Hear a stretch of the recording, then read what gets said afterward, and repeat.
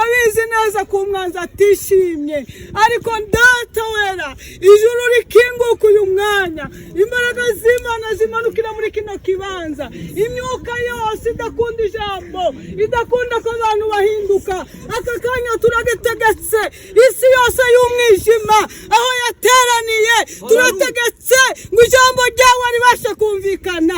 Ndabizi neza kuko data icyo wateganyije kigomba kuba. Umwanzi yateze impande zose, ariko turashima ko watsinze. Niyo mpamvu tudafite ubwoba, turi kumwe nawe data. Kweretse mwami n'abagiye kumva, ubaha amatwi yo kumva. Hariho abantu badashaka kumva Imana, ariko duhamagaye ijuru kugira ngo buri wese icyo wateguye abashe kumva. Mwami turahimbaje kuko ukomeza kubana natwe, urakoze data yuko ukomeza kubana natwe gushika dutangiye ugashika dusoje, izina rya Yesu Kristo, amen. Haleluya, haleluya, kwa Imana icyubahiro. Haleluya, haleluya, haleluya, haleluya, haleluya. Sepake ngonguza izayitonda cyane, ariko kandi ngira ngo ni igihe cyo gushima Imana. Siko muve mu kidini, ngira ngo abumvishe ijambo, ubutumwa bwose buri muri no jambo nasomye, ngira ngo mwumvise ko ijambo ryavuze ngo sinziga ikintu na kimwe. Siko niyo mpamvu rero abarakara barakare hakiri kare, kuko ibyanzanye byose ndabivuga. Kandi hari abantu baza bahagarara ukamubona bagagaye imbere y'Imana, suragagara ngo hari icyo bibwiye Imana. Bayaye pi nimushaka mworohe, duhe Imana icyubahiro kuko yaturinze. Siko mwari muzi ko uyu munsi mwaba mwicaye hano, ariko abamama bagira neza n'abandi ko baramba baceceka,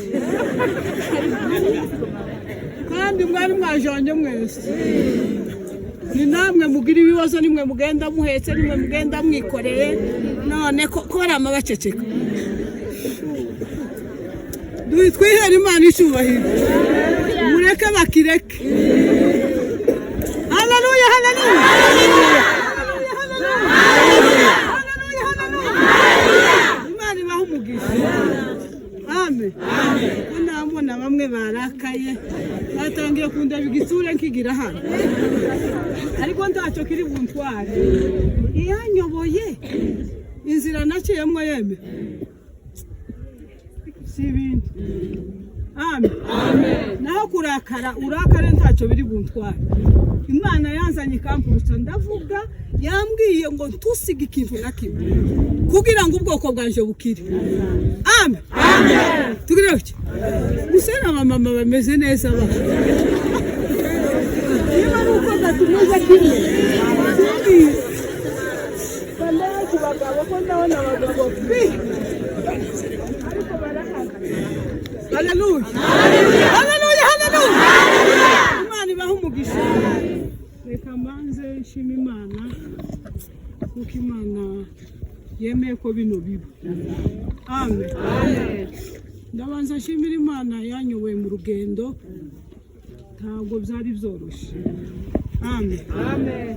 Kuza mu masasu uvuye ahantu hari umutekano, muzukuri hari abo ntasezeye. Amen, amen. Ababyeyi papa sinigeze musezera kuko ngira ngo yari kugwara umutima.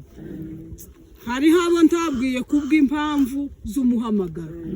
Hari abambwiye ngo warasaze mu mutwe, niki kiye kigutera kugenda mu ntambara. Abayumbe baranyitanga, abo nabwiye bakeya bafite umutwaro w'igihugu baranyitanga. Kandi nzi ngo kujya umutwaro ni ikintu abantu bose batazabumva. Siko kera su w'Imana yawushizemo. Haleluya, haleluya. Ariko ndavuga ngo barambwira ngo rindira gahengwe kabanze kazi, rindira amahoro abanzazi. None urama wiyahura, rindira Imana nitanga agatekano buke uzagenda.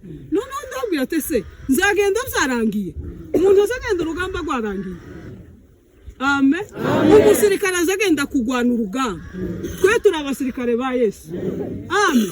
Irambwira ngo ugende uzogwana intambara kandi abadayimoni bari muri kiriya karere bazonyeganyega. Amahoro aboneke. Amen. Ndavuga ngo nubwo hazoba intambara zimeze gute, Imana izanyobora kandi shike kandi narashitse. Amen. Noneho nari ntaragenda ijoro. Imana ihe ingabo mugisha. Amen. Inzira bazabacamo mwabagore mwabyaye bano bana. Mwabyaye aba bagabo. Nabonye ibintu ndavuga ngo Imana izabaha ijuru. Habe nubwo mwobanga ndabizi neza Imana yarambwiye ngo bano basoda bari kugwana kubera bari kugwana intambara y'isezerano. Banzwe namwe mwababyaye. Banzwe n'abagabo bababyaye kandi ko baragwanya isezerano. Turi kumwe? Ariko bancishije mu nzira baranyihanganira inzira ya nijoro tiwasitara imizi naza ngena nkama nikubitagura hasi ureba ahantu imyaka narimbaye hariya uvuga nari ntaragenda ijoro. Barambwira ati nitaraga turi bwose toroshe turi buvuge bagenda bikoreye amasasu bikubitagura hasi kubera mwebwe ariko ndimuza agaciro kawe ariko jewe nongeye kububaha. Habe nubwo mwobanga Imana ntizabanga bazashika kwisezerana. Haleluya. Imana yo mwijuru yashoboje nkazamuka kagera igahororo. Imana yamiba impa kuba muri bo kugira ngo menye umutwaro wawe. Ukwezi narimaze ukwezi kurenga ndaza mu nzira zigoye naciye ku musozi biruhanye. Sinzi uko ese bazaho bitabite. Yame ngo naciye muri Gashongo niba ari Gashongo. Ibintu nabonye umusozi biruhanye ngira niyo tuzoza mukatugiye mu ijuru. Haleluya. Ariko Imana igira amaboko mbona ndahurutse. Ndavuga ngo Mana kumpurukije ubwoko bwawe buhumeke. Amen. Shika hano namasanga muri mu bibazo. Reka mbanze mbahe Paul. Amen. Pepora abantu bose bafushije. Uru ni urugamba rw'Imana. Utazahagarara mu Mana zacanganyikirwa.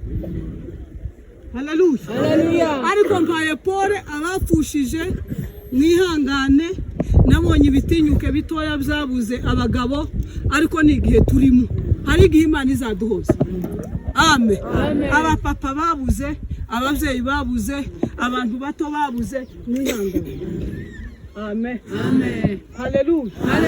Kindi ndabanza nshimire Sepake na Mitoni. Amen. Bushize hashize imyaka 2. Navuze ngo ndavuga byose. Imana yakoze iki kintu. Kimwumva imyaka narimaze ndira.